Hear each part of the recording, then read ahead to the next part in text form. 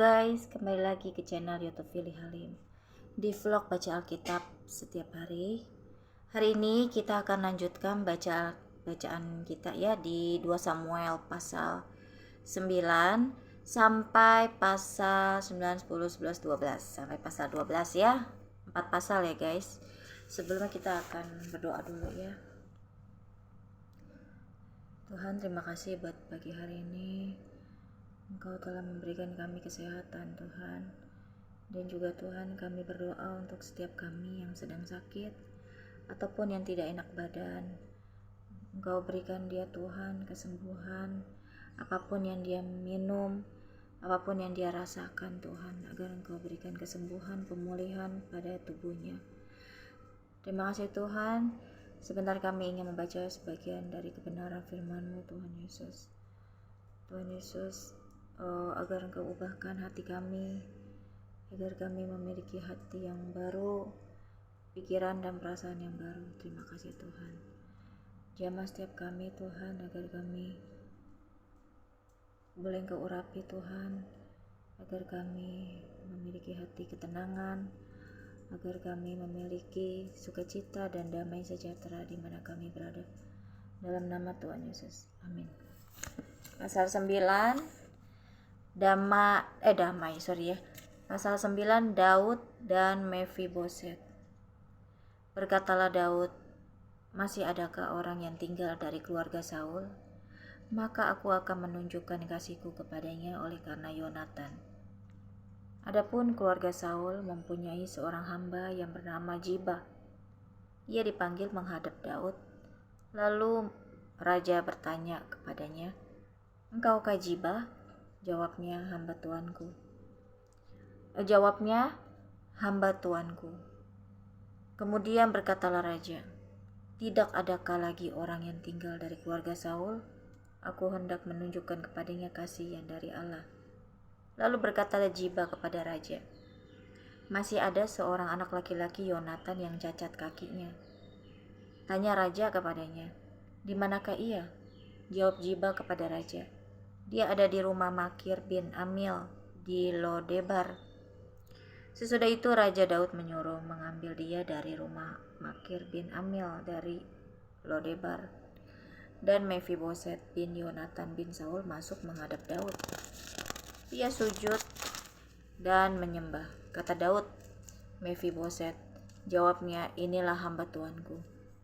Kemudian berkatalah Daud kepadanya, "Janganlah takut, sebab aku pasti akan menunjukkan kasihku kepadamu. Oleh karena Yonatan ayahmu, aku akan mengembalikan kepadamu segala ladang Saul, nenekmu, dan engkau akan tetap makan sehidangan dengan aku." Lalu sujudlah Mefiboset dan berkata, "Apakah hambamu ini sehingga engkau menghiraukan anjing mati seperti aku?" Lalu raja memanggil Ziba, hamba Saul itu, dan berkata kepadanya, "Segala sesuatu yang adalah milik Saul dan milik seluruh keluarganya, kuberikan kepada cucu tuanmu itu. Engkau harus mengerjakan tanah baginya, engkau, anak-anakmu, dan hamba-hambamu, dan harus membawa masuk tuayannya, supaya cucu tuanmu itu ada makanannya. Mefiboset, cucu tuanmu itu, akan tetap makan sehidangan dengan aku." Ziba mempunyai 15 orang anak laki-laki dan 20 orang hamba. Berkatalah Ziba kepada raja, "Hambamu ini akan melakukan tepat seperti yang diperintahkan tuanku raja kepadanya." Dan Mefiboset makan sehidangan dengan Daud sebagai salah seorang anak raja. Mefiboset mempunyai seorang anak laki-laki yang kecil yang bernama Mika. Semua orang yang diam di rumah Ziba adalah hamba-hamba Mefiboset. Demikianlah Mefiboset diam di Yerusalem, sebab ia tetap makan sehidangan dengan raja. Adapun kedua kakinya timpang. Kita akan lanjutkan. Tadi saya ada kerjaan sedikit ya Bapak Ibu ya. Pasal 10 Daud berperang melawan Bani Amon dan orang Aram. Sesudah itu matilah raja Bani Amon dan Hanun anaknya menjadi raja menggantikan dia. Lalu berkatalah Daud, aku akan menunjukkan persahabatan kepada Hanun bin Nahas, sama seperti ayahnya telah menunjukkan persahabatan kepadaku. Sebab itu Daud menyuruh menyampaikan pesan turut berduka cita kepadanya dengan perantaraan pegawai-pegawainya karena kematian ayahnya. Tetapi ketika pegawai-pegawai Daud sampai ke negeri Bani Amon itu, berkatalah pemuka-pemuka Bani Amon itu kepada Hanun, tuan mereka, apakah menurut anggapanmu Daud hendak menghormati ayahmu, karena ia telah mengutus kepadamu orang-orang yang menyampaikan pesan turut berduka cita? Bukankah dengan maksud untuk menyelidik kota ini, untuk mengintainya dan menghancurkannya, maka Daud mengutus pegawai-pegawainya itu kepadamu? Lalu Hanun menyuruh menangkap pegawai-pegawai Daud itu. Disuruhnya mencukur setengah dari janggut mereka dan memotong pakaian mereka pada bagian tengah sampai pantat mereka. Kemudian dilepasnya mereka. Hal ini diberitahukan kepada Daud, lalu disuruhnya orang menemui mereka, sebab orang-orang itu sangat dipermalukan. Raja berkata, tinggallah di Yeriko sampai janggutmu itu tumbuh, kemudian datanglah kembali. Setelah dilihat Bani Amon bahwa mereka dibenci Daud, maka Bani Amon itu menyuruh orang menyewa dari orang Aram Bet Rehob dan orang Aram dari Joba 20.000 orang pasukan berjalan kaki, dari raja negeri Maaka 1.000 orang, dan dari orang-orang Top 12.000 orang. Ketika Daud mendengar hal itu, disuruhnya lah Yoab maju dengan segenap pasukan pahlawan. Lalu Bani Amon maju, diaturnya barisan perangnya di depan pintu gerbang, sedang orang Aram dari Joba dan dari Rehob dan orang-orang Top dan Maaka ada tersendiri di padang. Ketika Yoab melihat bahwa serangan itu mengancam dia dari depan dan dari belakang, maka dipilihnya lah sebagian dari orang pilihan Israel. Ia mengatur barisan mereka berhadapan dengan orang Aram itu. Selebihnya dari rakyat itu ditempatkannya di bawah pimpinan Abisai, adiknya. Ia mengatur barisan mereka berhadapan dengan Bani Amon itu. Lalu berkatalah Yoab, jika orang Aram itu lebih kuat daripadaku, maka haruslah engkau menolong aku. Tetapi jika Bani Amon itu lebih kuat daripadamu, maka aku akan datang menolong engkau. Kuatkanlah hatimu dan marilah kita menguatkan hati untuk bangsa kita dan untuk kota-kota Allah kita. Tuhan kiranya melakukan yang baik di matanya. Lalu Yoab dan tentara yang bersama-sama dengan dia maju berperang melawan orang Aram, dan orang-orang itu melarikan diri dari hadapannya. Ketika Bani Amon melihat bahwa orang Aram sudah melarikan diri, maka mereka pun larilah dari hadapan Abisai dan masuk ke dalam kota. Sesudah itu pulanglah Yoab setelah memerangi Bani Amon, dan sampailah ia ke Yerusalem. Ketika orang Aram melihat bahwa mereka telah terpukul kalah oleh orang Israel, maka berkumpullah mereka bersama-sama. Juga Hadadezer menyuruh orang Aram yang di seberang sungai Efrat maju berperang. Mereka sampai ke Helam di bawah pimpinan Sobak, panglima tentara Hadadezer. Setelah hal itu diberitahukan kepada Daud, maka dikumpulkannya seluruh orang Israel di seberanginya sungai Yordan, lalu sampai ke Helam. Orang Aram mengatur barisannya berhadapan dengan Daud dan bertempur melawan dia. Tetapi orang Aram itu lari dari hadapan orang Israel, dan Daud membunuh dari orang Aram itu 700 ekor kuda kereta dan 40.000 orang pasukan berkuda. Sobak, panglima tentara mereka, dilukainya sedemikian hingga ia mati di sana. Ketika dilihat semua raja yang takluk kepada Hadadezer bahwa mereka telah terpukul kalah oleh orang Israel, maka mereka mengadakan perdamaian dengan orang Israel dan takluk kepada mereka. Sesudah itu takutlah orang Aram memberi pertolongan lagi kepada Bani Amon. Pasal 11, Daud dan Batsyeba.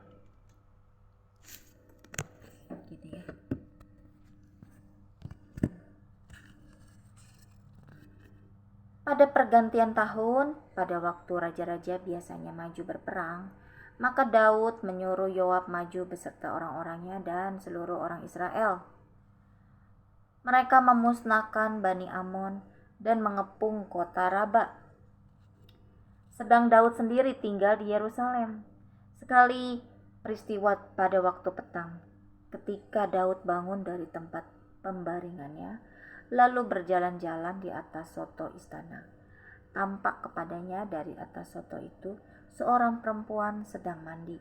Perempuan itu sangat elok rupanya. Lalu Daud menyuruh orang bertanya tentang perempuan itu, dan orang berkata, itu adalah Batsyeba binti Eliam, istri Uria orang Het itu. Sesudah itu Daud menyuruh orang mengambil dia. Perempuan itu datang kepadanya, lalu Daud tidur dengan dia. Perempuan itu baru selesai membersihkan diri dari kenajisannya. Kemudian pulanglah perempuan itu ke rumahnya. Lalu mengandunglah perempuan itu dan disuruhnya orang memberitahukan kepada Daud, demikian, aku mengandung. Lalu Daud menyuruh orang kepada Yoab mengatakan, suruhlah Uria orang Het itu datang kepadaku. Maka Yoab menyuruh Uria menghadap Daud. Ketika Uria masuk menghadap dia, bertanyalah Daud tentang keadaan Yoab dan tentara dan keadaan perang.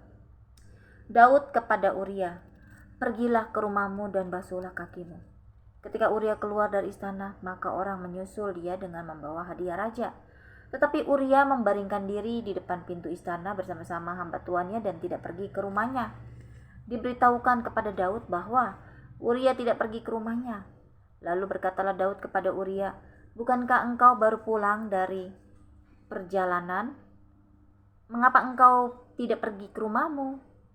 Tetapi Uria berkata kepada Daud, tabut serta orang Israel dan orang Yehuda diam dalam pondok. Juga tuanku Yoab dan hamba-hamba tuanku sendiri berkemah di padang. Masakan aku pulang ke rumahku untuk makan minum dan tidur dengan istriku? Demi hidupmu dan demi nyawamu aku takkan melakukan hal itu.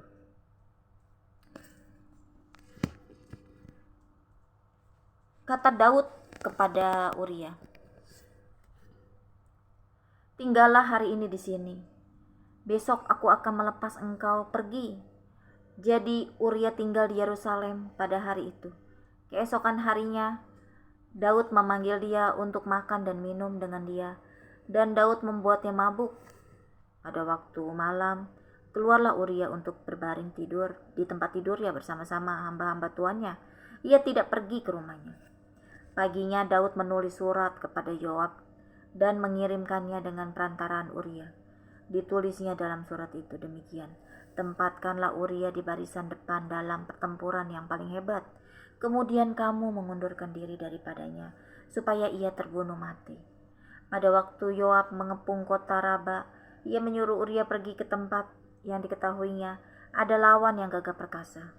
Ketika orang-orang kota itu keluar menyeberang dan berperang melawan Yoab, maka gugurlah beberapa orang dari tentara dari anak buah Daud. Juga Uria orang Het itu mati. Kemudian Yoab menyuruh orang memberikan kepada Daud jalannya pertempuran itu. Ia memerintahkan kepada suruhan itu, demikian jika engkau sudah selesai mengabarkan jalannya pertempuran itu kepada raja. Dan jikalau raja menjadi geram dan berkata kepadamu, mengapa kamu demikian dekat ke kota itu untuk berperang? Tidakkah kamu tahu bahwa orang akan memanah dari atas tembok? Siapakah yang menewaskan Abimelek bin Yerubeset? Bukankah seorang perempuan menimpakan batu kilangan kepadanya dari atas tembok, sehingga ia mati ditebas? Mengapa kamu demikian dekat ke tembok itu? Maka haruslah engkau berkata, juga hambamu Uria orang Het itu sudah mati. Lalu pergilah suruhan itu, dan sesampainya ia memberitahukan kepada Daud segala yang diperintahkan Yoab kepadanya. Suruhan itu berkata kepada Daud, orang-orang itu lebih kuat daripada kami dan keluar menyerang kami di padang. Tetapi kami mendesak mereka kembali sampai ke lubang pintu gerbang. Pada waktu itu pemanah-pemanah menembak kepada hamba-hambamu dari atas tembok, sehingga beberapa dari hamba raja mati. Juga hambamu Uria orang Het itu sudah mati. Kemudian berkatalah Daud kepada suruhan itu, beginilah kau katakan kepada Yoab, janganlah sebal hatimu karena perkara ini, sebab sudah biasa pedang makan orang ini atau orang itu. Sebab itu, perhebatlah seranganmu terhadap kota itu dan runtuhkanlah itu. Demikianlah kau harus kuatkan hatinya. Ketika didengar istri Uria bahwa Uria suaminya sudah mati, maka merataplah ia karena kematian suaminya itu. Setelah lewat waktu berkabung, maka Daud menyuruh membawa perempuan itu ke rumahnya. Perempuan itu menjadi istrinya dan melahirkan seorang anak laki-laki baginya. Tetapi hal yang telah dilakukan Daud itu adalah jahat di mata Tuhan. Pasal 12, Nathan memperingatkan Daud sehingga Daud menyesal. Tuhan mengutus Nathan kepada Daud. Ia datang kepada Daud dan berkata kepadanya, ada dua orang dalam suatu kota, yang seorang kaya, yang lain miskin. Si kaya mempunyai sangat banyak kambing, domba, dan lembu sapi. Si miskin tidak mempunyai apa-apa, selain dari seekor anak domba betina yang kecil, yang dibeli dan dipeliharanya. Anak domba itu menjadi besar padanya bersama-sama dengan anak-anaknya, makan dari suapnya dan minum dari pialanya dan tidur di pangkuannya, seperti seorang anak perempuan baginya. Pada suatu waktu orang kaya itu mendapat tamu, dan ia merasa sayang mengambil seekor dari kambing dombanya atau lembunya untuk memasaknya bagi pengembara yang datang kepadanya itu. Jadi ia mengambil anak domba betina kepunyaan si miskin itu dan memasaknya bagi orang yang datang kepadanya itu. Lalu Daud menjadi sangat marah karena orang itu, dan ia berkata kepada Nathan, demi Tuhan yang hidup, orang yang melakukan itu harus dihukum mati, dan anak domba betina itu harus dibayar gantinya 4 kali lipat, karena ia telah melakukan hal itu dan oleh karena ia tidak kenal belas kasihan. Kemudian berkatalah Nathan kepada Daud, engkaulah orang itu. Beginilah firman Tuhan Allah Israel. Akulah yang mengurapi engkau menjadi raja atas Israel, dan akulah yang melepaskan engkau dari tangan Saul. Telah kuberikan isi rumah tuanmu kepadamu, dan istri-istri tuanmu ke dalam pangkuanmu. Aku telah memberikan kepadamu kaum Israel dan Yehuda, dan seandainya itu belum cukup, tentu kutambah lagi ini dan itu kepadamu. Mengapa engkau menghina Tuhan dengan melakukan apa yang jahat di matanya? Uria orang Het itu kau biarkan ditewaskan dengan pedang, istrinya kau ambil menjadi istrimu, dan dia sendiri telah kau biarkan dibunuh oleh pedang Bani Amon. Oleh sebab itu, pedang tidak akan menyingkir dari keturunanmu sampai selamanya, karena engkau telah menghina aku dan mengambil istri Uria orang Het itu untuk menjadi istrimu. Beginilah firman Tuhan, bahwasanya malapetaka akan kutimpakan ke atasmu yang datang dari kaum keluargamu sendiri. Aku akan mengambil istri-istrimu di depan matamu dan memberikannya kepada orang lain. Orang itu akan tidur dengan istri-istrimu di siang hari. Sebab engkau telah melakukannya secara tersembunyi, tetapi aku akan melakukan hal itu di depan seluruh Israel secara terang-terangan. Lalu berkatalah Daud kepada Nathan, aku sudah berdosa kepada Tuhan. Dan Nathan berkata kepada Daud, Tuhan telah menjauhkan dosamu itu. Engkau tidak akan mati. Walaupun demikian, karena engkau dengan perbuatan ini telah sangat menista Tuhan, pastilah anak yang lahir bagimu itu akan mati. Kemudian pergilah Nathan ke rumahnya, dan Tuhan menulahi anak yang dilahirkan bekas istri Uria bagi Daud, sehingga sakit. Lalu Daud memohon kepada Allah oleh karena anak itu. Ia berpuasa dengan tekun, dan apabila ia masuk ke dalam semalam-malaman itu, ia berbaring di tanah. Maka datanglah kepadanya para tua-tua yang di rumahnya untuk meminta ia bangun dari lantai, tetapi ia tidak mau. Juga ia tidak makan bersama-sama dengan mereka. Pada hari yang ketujuh matilah anak itu, dan pegawai-pegawai Daud takut memberitahukan kepadanya bahwa anak itu sudah mati. Sebab mereka berkata, ketika anak itu masih hidup, kita telah berbicara kepadanya, tetapi ia tidak menghiraukan perkataan kita. Bagaimana kita dapat mengatakan kepadanya, anak itu sudah mati? Jangan-jangan ia mencelakakan diri. Ketika Daud melihat bahwa pegawai-pegawainya berbisik-bisik, mengertilah ia bahwa anak itu sudah mati. Lalu Daud bertanya kepada pegawai-pegawainya, sudah matikah anak itu? Jawab mereka, sudah. Lalu Daud bangun dari lantai. Ia mandi dan berurap dan bertukar pakaian. Ia masuk ke dalam rumah Tuhan dan sujud menyembah. Sesudah itu pulanglah ia ke rumahnya, dan atas permintaannya dihidangkan kepadanya roti, lalu ia makan. Berkatalah pegawai-pegawainya kepadanya, apakah artinya hal yang kau perbuat ini? Oleh karena anak yang masih hidup itu, engkau berpuasa dan menangis, tetapi sesudah anak itu mati, engkau bangun dan makan. Jawabnya, selagi anak itu hidup, aku berpuasa dan menangis, karena pikirku, siapa tahu Tuhan mengasihani aku sehingga aku itu tetap hidup. Tetapi sekarang ia sudah mati. Mengapa aku harus berpuasa? Dapatkah aku mengembalikannya lagi? Aku yang akan pergi kepadanya, tetapi ia tidak akan kembali kepadaku. Kemudian Daud menghibur hati Batsyeba istrinya.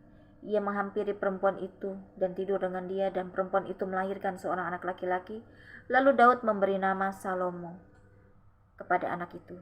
Tuhan mengasihi anak ini, dan dengan perantaraan Nabi Nathan, ia menyuruh menamakan anak itu Yedijah oleh karena Tuhan. Perang melawan Bani Amon berakhir. Yoab berperang melawan Raba, kota Bani Amon, dan ia merebut kota kerajaan. Lalu Yoab menyuruh orang kepada Daud dengan pesan, aku berperang melawan kota Raba dan telah merebut pula kota air. Oleh sebab itu, kumpulkanlah sisa tentara, kepunglah kota itu dan rebutlah, supaya jangan aku yang merebut kota itu, dan jangan namaku menjadi juga nama kota itu. Sesudah itu Daud mengumpulkan seluruh tentara. Ia berangkat ke kota Raba dan berperang melawannya, lalu merebutnya. Ia mengambil mahkota dari kepala raja mereka, beratnya setalenta emas, bertatahkan sebuah batu permata yang mahal, dan itu dikenakan. Tunggu sebentar ya Bapak Ibu ya. Bertatahkan sebuah batu permata yang mahal, dan itu dikenakan pada kepala Daud.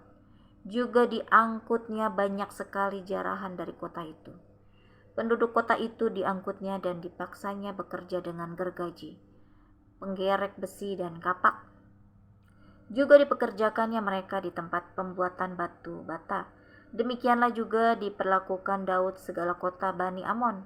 Sesudah itu pulanglah Daud dengan seluruh tentara ke Yerusalem. Amin ya Bapak Ibu ya.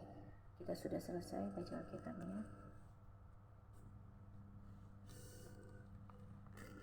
Besok kita akan lanjutkan. Kita akan tutup dalam doa. Terima kasih Tuhan buat firman-Mu ini. Tuhan Yesus, biarlah Tuhan agar kami selalu ingat Tuhan, agar kami terus selalu merendah hati, agar kami terus ingat Engkau Tuhan, agar kami tidak lupa akan kebaikan-Mu Tuhan, akan pengorbanan-Mu kepada kami, akan atas apa yang telah Kau berikan kepada setiap kami, atas pengampunan yang telah kami lakukan, Engkau telah mengampuni kami. Tuhan Yesus, biarlah kami belajar Tuhan, agar kami terus hidup takut akan Padamu, dan diberikan hati lemah lembut, rendah hati, murah hati, dan juga terus memiliki kesabaran di dalam kesesakan, di dalam tekanan, di dalam himpitan, di dalam segala hal, agar kami terus Tuhan diberikan penguasaan diri, pengendalian diri untuk terus berjalan bersama-Mu dengan tekun dan setia dan takut padamu Tuhan lebih lagi. Terima kasih Tuhan, di dalam nama Yesus, haleluya, amin.